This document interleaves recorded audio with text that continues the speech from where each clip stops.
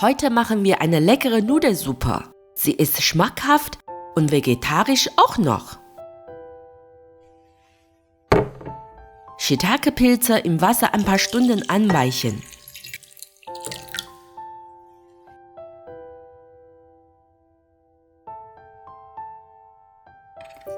In Streifen schneiden.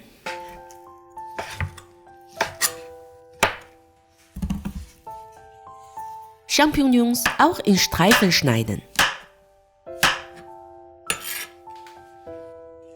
Wir brauchen noch ein bisschen Chinakorblätter.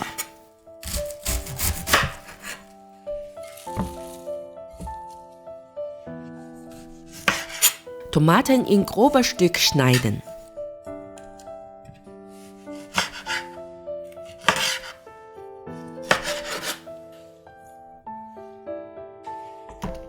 Lauchzwiebel grob schneiden.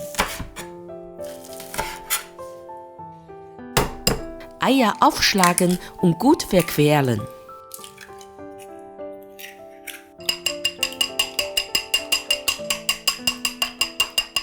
Ein Schuss Öl in die heiße Pfanne.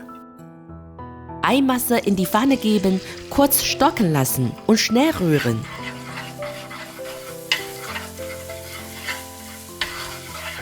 Kochendes Wasser übergießen. Aufkochen lassen und 3 Minuten weiter kochen. So bekommen wir eine einfache Brühe.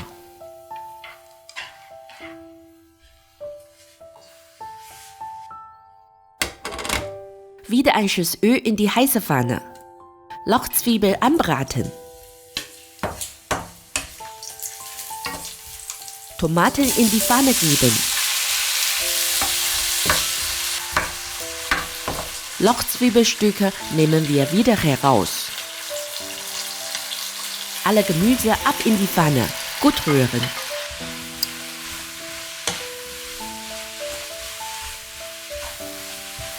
Zwei Esslöffel helle Sojasauce.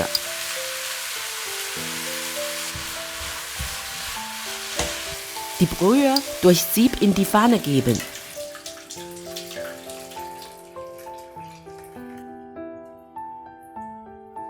Mit einem Teelöffel Salz abschmecken. Aufkochen lassen. Samen oder Ramen dazugeben.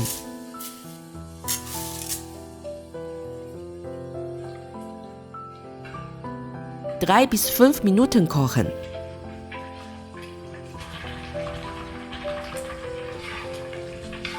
Jetzt können wir die Nudelsuppe servieren.